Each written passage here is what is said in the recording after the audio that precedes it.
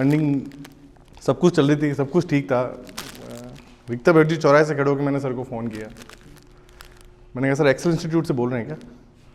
वो फ़ोन करना मैंने बड़ी हिम्मत से फ़ोन किया क्योंकि मेरे दिमाग में था कि यार नौकरी छोड़ के जाऊँगा कहाँ पे, और कंपटीशन की तैयारी करना यानी सब घर वालों की सुनना।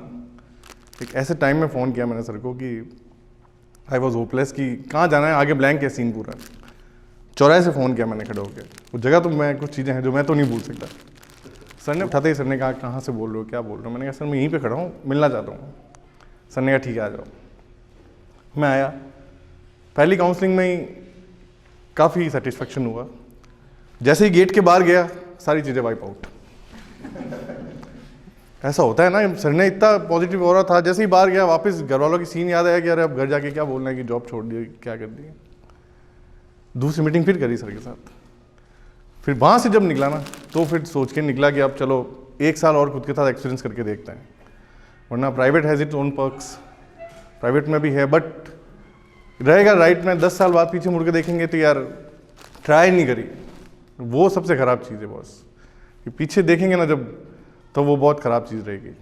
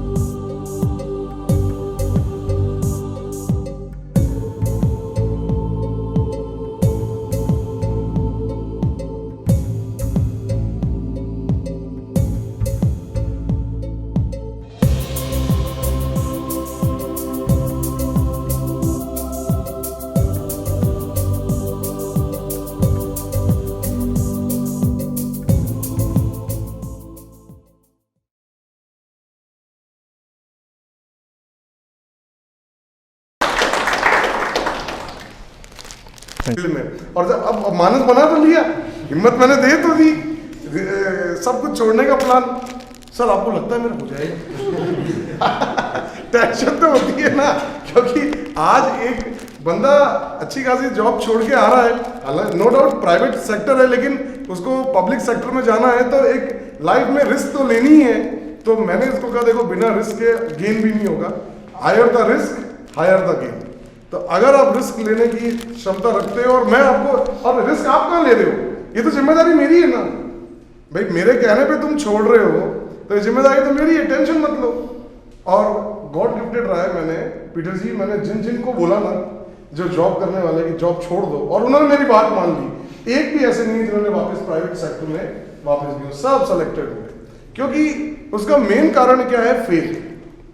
अगर एक बार बोला कि भाई कर दो, इट मीन्स मेरे अंदर ये कॉन्फिडेंस है कि मैं उसको सेलेक्ट करा के रहूंगा। और जब मेरे अंदर कॉन्फिडेंस है तो फिर सारी बातें छोड़ दो, ठीक है? बाकी आगे आपको ये बताएगा।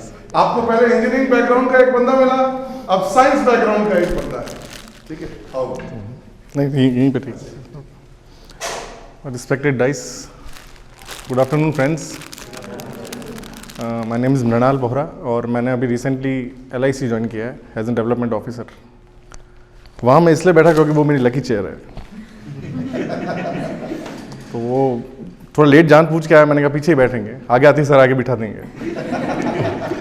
मैं लेट इसलिए आया क्योंकि होती है, आप सबकी भी होगी, बहुत अटैचमेंट है मेरा उससे, और बहुत टाइम बाद फील लिया सर से।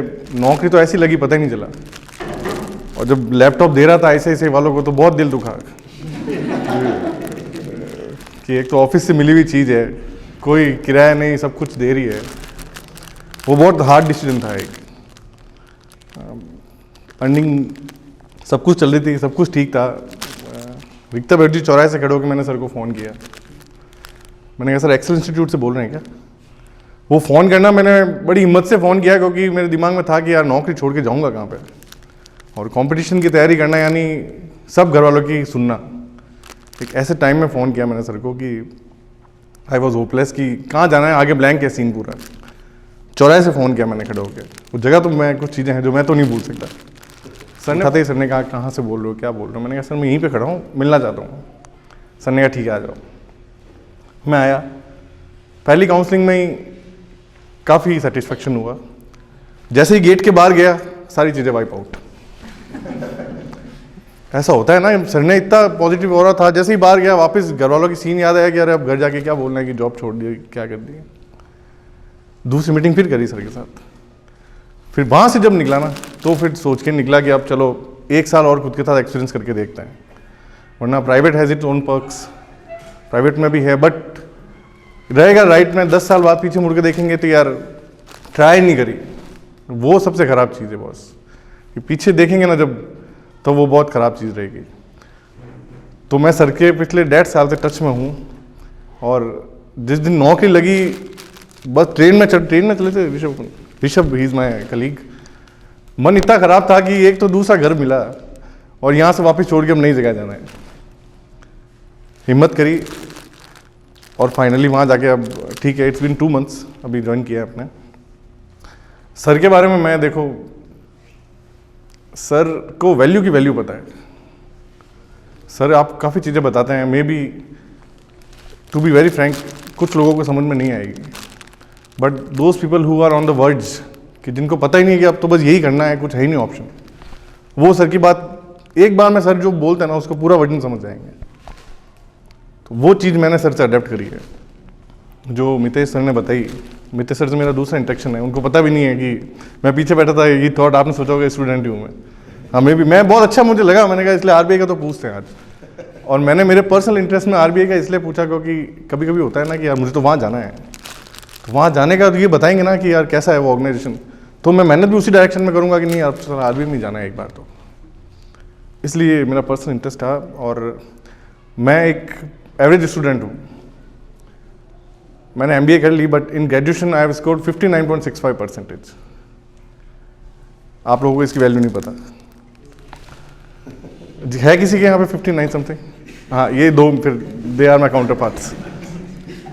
ये इसके पक्के दोस्त हैं। ये पक्के दोस्त हैं। थैंक और जब कभी मैं क्लास में कहता था ना, मैं आज भी याद करता हूँ, जब कभी मैं कोई वैकेंसी आती थी, भाई जिसके 60% हो वो अप्लाई करे, तो ये मुंह ऐसे कर लेता था।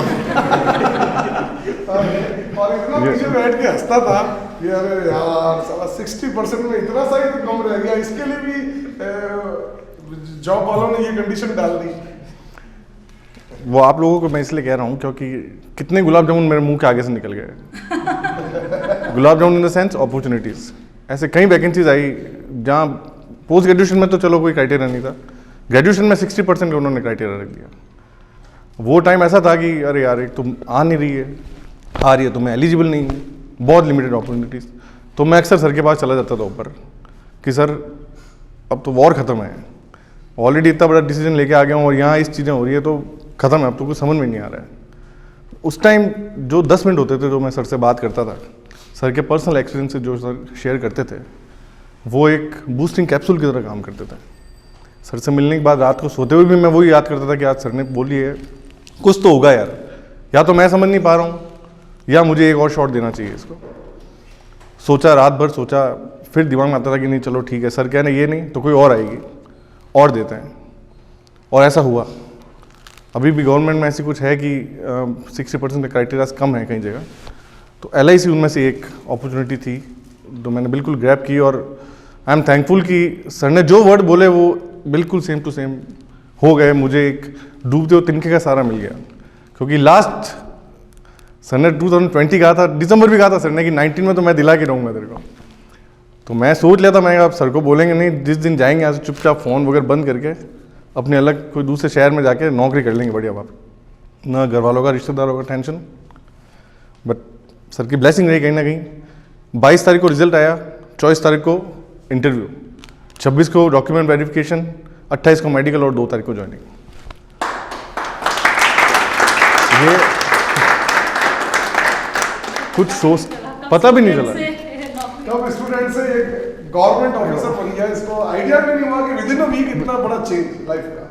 वहाँ पीछे बैठते बैठते पता ही नहीं चला कि कब भागना पड़ा कब छोड़ना पड़ा। तो अटैचमेंट ऐसा हो गया था कि घर जैसा घर है ये, हर तरह की एक्टिविटी में पार्ट ले रहे हैं, सेलिब्रेट कर रहे हैं, मिल रहे हैं।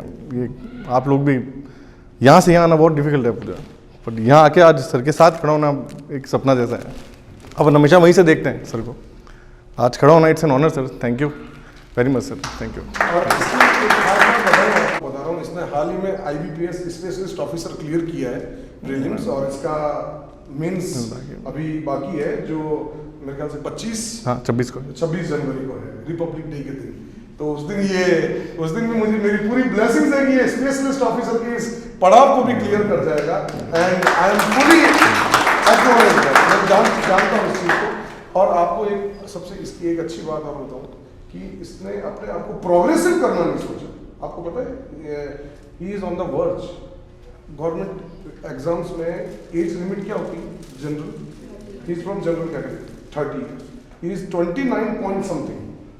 मतलब आप सोचो कि ये रिस्क लिया, और मैंने इसको रिस्क दिया कि नहीं मैं करा के रहूंगा तेरा, तू टेंशन मत ले यार, मैं तेरे को 100% सेलेक्ट करा दूंगा, बस तू एक बात मेरी मान लेना कि जो मैं बोलूं उसको एक्सेप्ट कर लेना, बस और कुछ नहीं।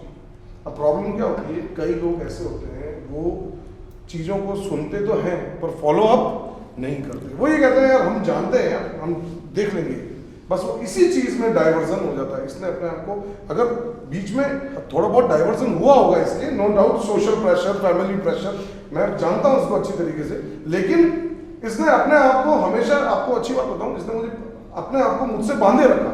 ये जब भी मेरे पास आता, टेंशन लेने की जरूरत नहीं है, मेरे पे विश्वास करता है ना तू, बस तो सारी बात छोड़ दे, थोड़ी दिन और झेल ले, मैं ये फिर तेरे को है ना सब यही कहेंगे, राजा बेटा, हीरा है, डायमंड, सब तेरे को कहेंगे। और वाकई में यही हुआ जहाँ, और इसको मतलब इस बात का जरूर रिग्रेट रहा, मुझे बार बार बोलता था सेलेक्ट होने के बाद, बोला काश आप मेरे को 6-7 साल पहले मिल गए होते। इसके पास अपॉर्चुनिटी थी मिलने की, बट इसने या तो आलस किया या इसको किसी ने बताया नहीं। क्या होता है कई बार ऐसे भी होता है, देखो जैसे मान लो मैं सेलेक्ट हो गया, नहीं सब बता सकते हो आप? नहीं, मैं सेलेक्ट हो गया, कभी कभी हो जाता है। मेरा एक स्टूडेंट पूछा भाई तूने तैयारी कैसे करी, तो उसने बोला मैंने खुद ने अपने आप करी। जब ये बंदा मेरे पास आया, बोले ये तो मेरे जान पहचान का है, तब उसको शौक हुआ कि यार अगर ये मेरे को बता देता उस समय तो मैं यहाँ कब के आ जाता। कई चीज़ें ऐसी हो जाती है लाइफ में, इसलिए मैं कहता हूँ अच्छाई को प्रॉस्पर करने दीजिए। हम जीवन में क्या लाए हैं जो ले जाएंगे, ये अच्छाई है जिसको हम बढ़ाते जाएंगे, और हमारे पास कुछ भी नहीं है इसके, ये एक सिर्फ एक काल्पनिक सोच है हमारी कि हम बहुत नॉलेज रखते हैं, हमारे पास दुनिया का सब कुछ, सारा विजडम मेरे पास ही, कुछ नहीं है। हम तो एक पानी की एक बूंद की तरह हैं जो आज है और कल चले जाएंगे, लेकिन जितना इस दुनिया को प्रॉस्पर करेंगे उतना हम आगे बढ़ेंगे, और उसी का नतीजा देखो आज ये स्ट्रॉन्ग मैन बन के अपने आप में ये उस लेवल पर पहुंच गया, और ये आगे भी प्रोग्रेसिव होगा। अपना मैथ्स का एक डर तो बताओ ना। हाँ मैं उस पर आ रहा था यार भाई, मैथ्स में ऐसा है 10th में मैं 33 मार्क्स लाया था आउट ऑफ 100। 33 पता है क्या होता है? तो I am thankful to that teacher जिसने मेरी कॉपी चेक करी। मैंने काफ़ी कोशिश करी वो मिल जाए, बट मिला नहीं वो, तो मिलेगा तो मिल जाएगा सर, दुनिया छोटी है। तो देखो मैथ्स एवरेज है, यहाँ भी काफ़ी गलतियाँ करी, बट वो एक बहुत पावरफुल रूम है, और रूम की पावर लेने के लिए आपको सर को परेशान करना पड़ेगा, आपको खूब परेशान करना पड़ेगा कि सर हमको टेस्ट देना है वहाँ पे। Practice makes a man perfect sir, जितना टेस्ट देंगे उतना आप लोगों की अपना स्ट्रांग होती रहेगी चीज़। टेस्ट दो, सर को बोलो कि सर मैं नई शीट नई टेस्ट दो, पर उसके बाद एनालिसिस। मितेश सर ने बिल्कुल सही कहा यार, एनालिसिस कॉपी वगैरह लेके हम सब बैठते ही थे, आप में से कई लोग पता ही है, वो क्वेश्चन देखो कि यार ये क्वेश्चन मैं विद इन 30 सेकंड में कर सकता हूँ, तो उसी सेम पैटर्न का क्वेश्चन आपको एग्जाम में डेफिनेटली मिलेगा। तो वो देखते आपको याद आएगा अरे हाँ ये तो मैंने किया हुआ है, तुरंत एग्जाम में सेलेक्टेड क्वेश्चन करना है। मैं सेलेक्टेड करता था, ये मेरी स्ट्रेटेजी है, क्योंकि मेरी मैथ्स वीक है, तो मैथ्स में मैं भले ही 15, 16, 17, 18 ही करता था आउट ऑफ 35। सर डांटते भी थे कि ये क्या कर रहा है, क्यों कर रहा है, बट वो सही होने चाहिए। 18 किए वो 18 सही होने चाहिए, यूँ नहीं कि यार एक लालच आ गया जय माता दी लगा के लगा देते हैं, वो बहुत ख़राब चीज़ है, बहुत ख़राब चीज़ है वो। क्योंकि मैं 0.25 से भी रहा हूँ, तो वो चीज़ हमेशा दिमाग में रहती है कि अरे नहीं यार ये 0.25 की रिस्क नहीं ले सकते। तो 0.25 बहुत होता है आज भी, ये आप मानेंगे नहीं। ये जब इसने ज्वाइन किया था उसके 2 महीने बाद ही स्पेशलिस्ट ऑफिसर की कट ऑफ जो गई थी उससे ये ज़्यादा मार्क्स लाया था। मतलब अगर कट ऑफ 42 गई थी तो इसके 46 मार्क्स थे प्री में, लेकिन इसकी मैथ्स में सेक्शनल कट ऑफ में ये 0.25 रह गया। नहीं तो ये लास्ट ईयर ही सेलेक्टेड था, मतलब आने के 2 महीने बाद ही इसका काम पक्का हो चुका था, मतलब। लेकिन वो कहते हैं ना कि कुदरत ने बोला है कि तेरे को पूरा सोना बना के भेजेंगे, तराश करके भेजेंगे, तो फिर वो कुदरत ने वैसा ही काम किया और इसको ओवरऑल कंप्लीट तैयार करके भेजा मेंटली, और स्ट्रॉन्ग करके भेजा कि इस परिस्थिति में भी तू निकल सकता है, तू डर मत। अगर 0.25 से निकला है तो तेरे को इतने मार्क्स दे दूंगा कि तू जिंदगी में इसका रिग्रेट कभी नहीं करेगा। और वही इसके साथ हुआ। यही आपको बताना चाहता हूँ, कभी किसी चीज़ का रिग्रेट मत करो। ईश्वर ने जन्म दिया है, वही थैंकफुल कहो और अपना काम कंटिन्यू करते रहो। एक ना एक दिन मिलना ही है, जाना कहाँ है। जो फेथ खुद पे होना चाहिए, सामने वाले पे होना चाहिए जो आपको सही गाइडेंस दे रहा है, बस। इसके अलावा बाकी सब ईश्वर पे छोड़ दो। जब सही रास्ते पे चलेंगे तो पगडंडी तो मिल ही जाएगी ना, कहाँ जाएगी, मेहनत तो हम करेंगे।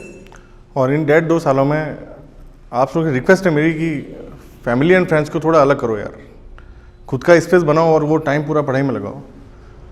जिस दिन सर ने पोस्ट डाली फेसबुक पे, ऐसे ऐसे लोगों का फ़ोन आया जिनसे मैंने उम्मीद ही छोड़ दी थी कभी वो मुझे बात करेंगे कि अरे यार हमने वो पोस्ट देखा सर का वहाँ पे, कॉन्ग्रेचुलेशंस। तो हालांकि मैं बोल सकता था, पर मैंने कहा थैंक्स यार वेरी मच, अच्छा हो आपने मुझे याद तो किया।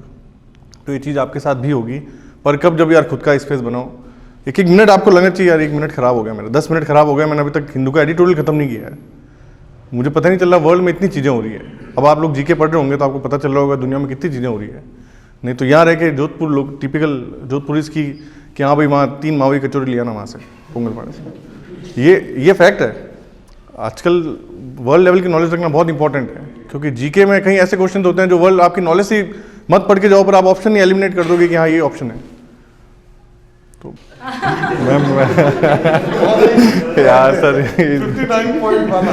अरे बाप रे यार, एनालिसिस कैसे करें वो बताओ। करना ही नहीं, सब यहीं पे होगा। एग्जाम, मेन एग्जाम में आके एनालिसिस मत करना। हाँ, इसी का प्रैक्टिस कर। जैसे अपन चले गए वहाँ पे अंदर, यहाँ जाके देखा हाँ ये गलत हो तो टॉपिक लिख लिए, बट वो वैसा नहीं हो पाता, कैसे करें। मतलब फॉर एग्जाम्पल अपन जैसे एनालाइज कर रहे हैं, कोई भी इंग्लिश का गलत हुआ तो टॉपिक लिख लिया, बट फिर घर पे जाते जाते वो चीज़ निकल जाती है। तो एक सही अप्रोच क्या होगी एनालिसिस। इंग्लिश का तो कोई कोड बना सकते हो ना वर्ड का, लाइक घर जाने से पहले यहीं पे। हाँ।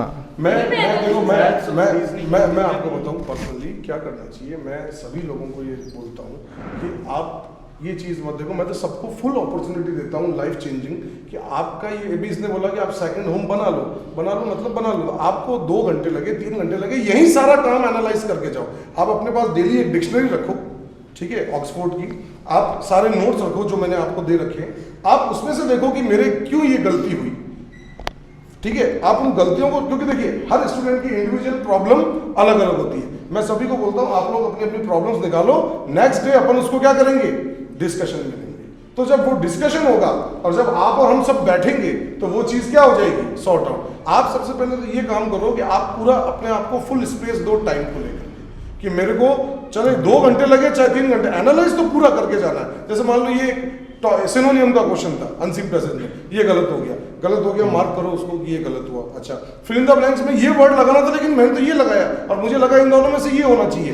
इसका सिर्फ एक ही सॉल्यूशन है। मैं आपको प्रैक्टिकल बताऊं। मैं देखो दुनिया के कई लोग पूछते हैं, मैं आपको बताऊं कि इंग्लिश को कैसे इंप्रूव किया जाए, जीके को कैसे इंप्रूव किया जाए। मैं आपको सबको एक बहुत ही गूढ़ मंत्र बताता हूँ। इंग्लिश और जीके को इंप्रूव करने का सिर्फ एक ही मंत्र है, आप उसको फील करो। जब तक आप उसको फील नहीं करोगे, टच नहीं करोगे, वो चीज नहीं होगी। आप अखबार में कोई चीज पढ़ते हो, जब तक आप उस चीज को फील नहीं करोगे कि ये वर्ड क्यों यूज हुआ, तब तक आप उसी। अब जैसे मैं एक सिंपल सी बात बोलूं, इंट्रोगेशन क्या होता है, पूछताछ। इंक्वायरी क्या होता है, पूछताछ। तो जब मैं ये समझूंगा ना कि इंट्रोगेशन और एग्जामिन में क्या फर्क है। अब मैं किसी सस्पेक्ट को देखूंगा तो क्या करूंगा, इंट्रोगेशन। और अगर मैं एक पेशेंट हूं तो डॉक्टर मेरा क्या करेगा, एग्जामिन। तो जब तक मैं उसको फील नहीं करूंगा, मैं इसमें डिफरेंस कैसे जानूंगा। इसलिए मैं आप सभी लोगों को बोला हिंदू मस्ट करो। 2 पेज, जो 1 पेज आता है एडिटोरियल, वो मस्ट करो। और प्लस, क्योंकि देखो मैं आपको रोज बता सकता हूं ऐसे करो ऐसे करो। अब जैसे अभी हम लोग नेक्स्ट आने वाले वीक से केवल अपन हिंदू पे ही सारा चर्चा करेंगे। जैसे जीके इतना 20-25 दिन कंटिन्यूस किया, उसको अब हैबिट बना के रखना है। उसको ये नहीं कि अब मैं ये चीज कर रहा हूं और क्लास का टाइम बहुत लंबा कर दिया है तो आपका मैंने ये चीज आप उसको छोड़ दो, नहीं, उसको कंटिन्यू मेंटेन करके रखना है। आप 100% अचीव कर लोगे, कोई दिक्कत नहीं। ये चीज मैथ्स और बिल्कुल आप अपना एरिया छाप लो कि मेरे को यह प्रॉब्लम होती है, देखने में सब निकल जाएगा। मैं आपको फिर बोल रहा हूँ, आप सभी लोग 100% सेलेक्ट हो जाओगे, बस वो सोच अपने दिमाग से निकाल दो कि ये मेरे नहीं होंगे। यहाँ पेपर करने के बाद में ना फ्रेंड के साथ डिस्कस कर लो। मोबाइल है ना, तो मोबाइल में देख लो कि भाई ये वर्ड कहना क्या चाह रहा है, और उसको कहने के सबकॉन्शियस माइंड में डाल दो कि अच्छा इससे रिलेटेड ये सेंटेंस बनता है। और सेकंड जो मैं एग्जाम में करता हूँ, एलिमिनेट करता हूँ। IBPS बहुत इजी ऑप्शन देता है। सर के टेस्ट में अगर 30 मार्क्स आ रहे हैं ना, तो वहाँ पे 50 आएंगे। सर का डिफिकल्टी रहता है हमेशा लेवल, पर वो अच्छा है। तो यहाँ वहाँ पर बहुत इजी ऑप्शन आएंगे और आप एलिमिनेट कर दो कि ये लाइन के साथ मैच ही नहीं हो रहा, तो मैं टिक क्यों करूँगा इसको।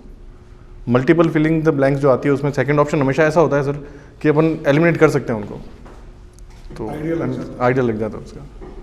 ठीक है ना, तो और कुछ? बाकी तो सर बैठे हैं, सर भी हैं, थैंक यू।